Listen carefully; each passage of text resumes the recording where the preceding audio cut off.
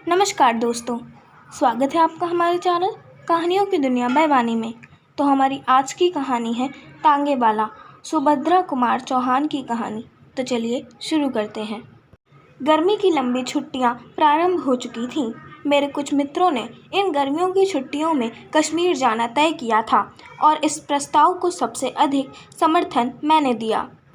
हम लोग जाने की पूरी तैयारी कर चुके थे कि अचानक यात्रा के 2 दिन पहले मेरे एक मित्र रामकृष्ण का एक आवश्यक पत्र आया। इस पत्र के अनुसार मुझे अपनी कश्मीर यात्रा स्थगित करनी पड़ी। मैं अपने मित्र से मिलने उसके गांव की ओर चल पड़ा। जिस स्टेशन पर उतरना था, गाड़ी वहां दोपहर के 1 बजे पहुंची। चिलचिलाती धूप, लू की लपट और कच्ची सड़क की धूल, मेरा गांव तक जाने का साहस ना हुआ। मैंने सोचा शाम को जाना ही ठीक होगा। तांगे वाले कम थे और उतरने वाले और भी कम। तांगे वाले सवारी लेकर चल पड़े। खाली तांगे वाले भी चलने का उपक्रम कर रहे थे कि एक अच्छा सा तांगा घोड़ा देखकर जैसे मैंने बुलाया, तांगे वाले ने आकर सलाम किया। मैंने कहा, देखो भाई, मुझे गांव जाना है, पर मैं अभी इस धूप में नहीं जाऊंगा। शाम को 5 बजे के करीब जाऊंगा। तुम ठहरोगे? हाँ हुजूर, ठहरूंगा। किराया क्या होगा? हुजूर, जो आप खुशी से दे देंगे। खुशी की बात नहीं, रेट क्या है वह बतलाओ। 23 मील है ना हुजूर।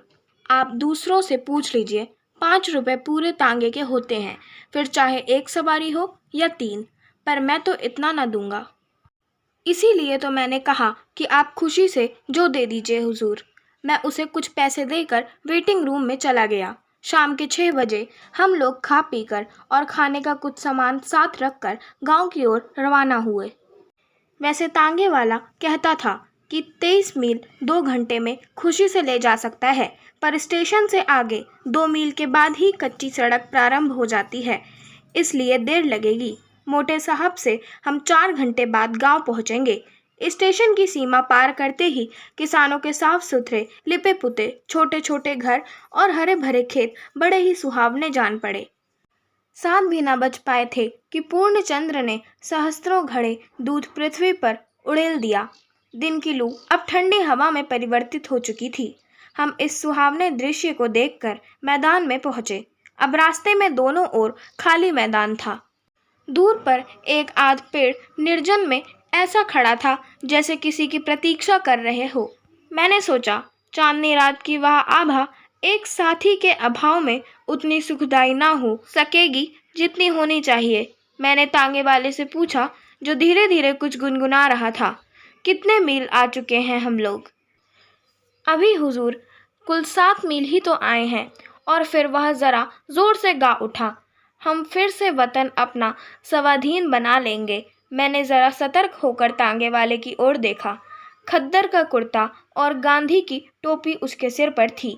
मैंने सोचा, इसीलिए तो यह स्वाधीनता के गीत गाता है।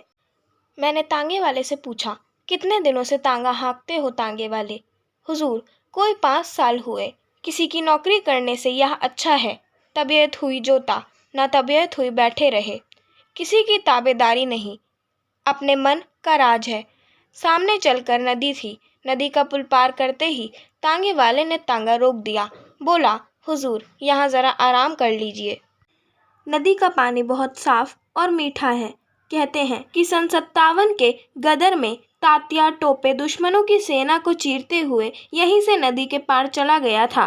तात्या टोपे, मैंने मन में सोचा, इसे इतिहास का भी कुछ ज्ञान है। तांगे वाला फिर बोला, हाँ हुजूर, तात्या टोपे नदी के पार जाना चाहता था। फिरंगियों की सेना ने उसे चारों ओर से घेर लिया था। फिर भी हुजूर, वह इतना तेज, इतना फुर्तीला था कि 4-5 बड़े बड़े फिरंगी अफसरों के सामने से निकल गया अपनी सेना समेत, और उसका कोई कुछ भी नहीं कर सका। मुझे तांगे वाले के मुंह से इतिहास की कहानी बड़ी ही रोचक लगी। मैं जानता था कि आखिर इस तांगे वाले के मन में क्या है। मैंने पूछा, फिर क्या हुआ? और मैं तांगे से उतरकर उसके पीछे पीछे चला। वह बोला, सन 57 के गदर में अगर हिंदुस्तानियों में एका होता तो पासा ही पलट जाता, पर तकदीर और फूट जो ना कराए सो थोड़ा। मौलवी अहमद शाह और तात्या टोपे शरीक देशभक्त वीरों को भी हम ही में से धोखेबाज लोगों ने धोखा देकर दुश्मनों के हवाले कर दिया। खून खौल उठता है हुजूर। यह बात सोचकर मैंने पूछा, तुम पढ़े लिखे हो? तांगे वाला उत्साह के साथ बोला, बहुत कम हुजूर, हिंदी अच्छी तरह पढ़ लिख लेता हूँ, अंग्रेजी भी थोड़ी जानता हूँ, पर हुजूर जब से 57 के गदर का इतिहास पढ़ा और यह जाना कि फिरंगी कैसे आए और कैसे फैल गए सारे हिंदुस्तान में, यह जाना, तब से हुजूर बदले की भावना से रात दिन जलता रहता हूँ। सरकारी नौकरी इसीलिए नहीं की, मेरा बाप डीसी की अर्दली में था, मुझे वह जगह मिल रही थी, मैंने ठोकर मार दी। माँ बाप नाराज हो गए तो घर ही छोड़ दिया, तब से यहाँ हूँ। यह तांगा चलाता हूँ, पर तांगे पर भी किसी साले फिरंगी को बैठाकर तांगा ना हाँकूंगा। क्यों? फिरंगी को ना बैठाने की कसम क्यों खा ली है? सारे हिंदुस्तान में गदर के समय इन फिरंगियों ने क्या कम जुल्म किए हैं। गांव के गांव जला दिए, औरतों को बेइज्जत किया, निरपराध लोगों को तोपों के मुंह में बांधकर उड़ा दिया। फिर सन 57 की दूर की बात जाने दीजिए, अभी की ही बात है। पंजाब में उन्होंने क्या कम किया है, जलियन वाले बाग को कौन भूल जाएगा। घाव ताज़ा है हुजूर। इन फिरंगियों को देखते ही उस पर नमक पड़ जाता है, इसीलिए मैंने कसम खाई है, इन्हें तांगे पर कभी ना बिठाऊंगा। मेरा मन इनसे बदला लेने के लिए बार बार उमड़ता है। इतने में हम नदी किनारे पहुंच गए। मैं एक चट्टान पर बैठ गया। पास ही एक दूसरी चट्टान पर तांगे वाला खड़ा था। उसने लोटा भर पानी लाकर मेरे पास रखा। मैंने कहा, नहीं जी तांगे वाले, मैं तो नदी पर ही हाथ मुँह धोऊंगा। पर हाँ, तुम्हारे विचार तो क्रांतिकारियों जैसे हैं। तुम्हारा नाम क्या है? किसी क्रांतिकारी को जानते हो? मेरा नाम हुजूर रामदास है।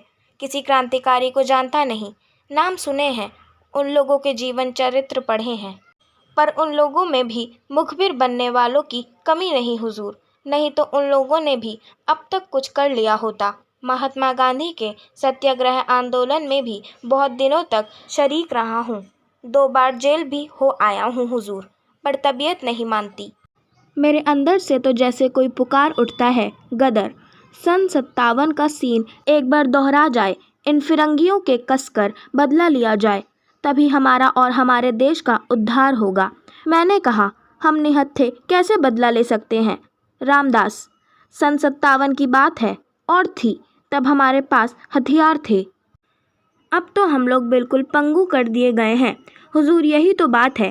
तांगे वाला बोला, हमने ज़बान खोली और हमारे ही भाई बंधु हमें गिरफ्तार करने पहुँचे। हमारे ही में से हमें सज़ा सुनाने वाले आए, हम ही में से हम पर पहरा रखने लगे। अगर ये ही सब एक मत होकर एक साथ काम करें तो हुजूर हथियार उठाने का भी काम नहीं।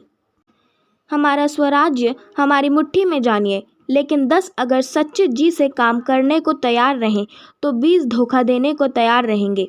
अगर हिंदुस्तानियों में एका ही होता तो क्या मुट्ठी भर विदेशी हम पर शासन कर सकते? तांगे वाले ने एक दीर्घ सांस ली और हम दोनों उठकर नदी में हाथ मुंह धोने लगे। इसी समय बड़े ही करुण स्वर में किसी के गाने की आवाज़ आई, हम गरीबों का खुदा नींद में सोया होगा, हम गरीबों का। थोड़ी देर बाद जिधर से गाने की आवाज़ आई थी उधर से बिलक बिलक कर रोने की आवाज़ आने लगी। मैं चौंक कर देखने लगा।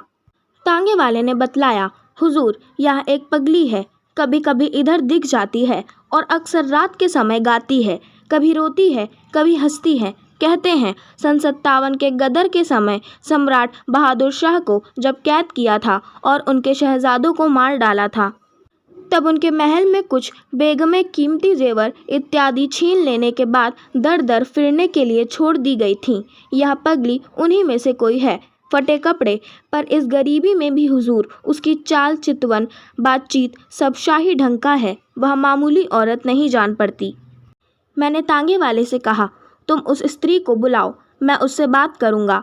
तांगे वाला बोला, वह किसी से नहीं बोलती हुजूर, ना किसी की तरफ देखती है। कहाँ रहती है, क्या खाती पीती है, कोई नहीं जानता। कभी कभी यहीं नदी के किनारे दिख जाती है। ना जाने कितने वर्षों से इसी तरह गाती है, रोती है, हंसती है, पर आज तक कोई उससे बात नहीं कर सका है। मैं आश्चर्य में था।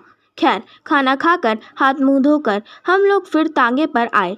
तांगे वाला ना जाने कितनी बातें मुझे बतला चला। शुरू में तांगे पर बैठकर मैंने एक साथी के अभाव का अनुभव किया था, किंतु ये 23 मील कब खत्म हो गए मैं जान भी ना पाया। गांव में पहुंचकर जब तांगे वाले ने मुझसे पूछा, यही गांव है, किसके मकान पर चलना है, तब मैंने जाना कि 23 मील की यात्रा समाप्त हो गई।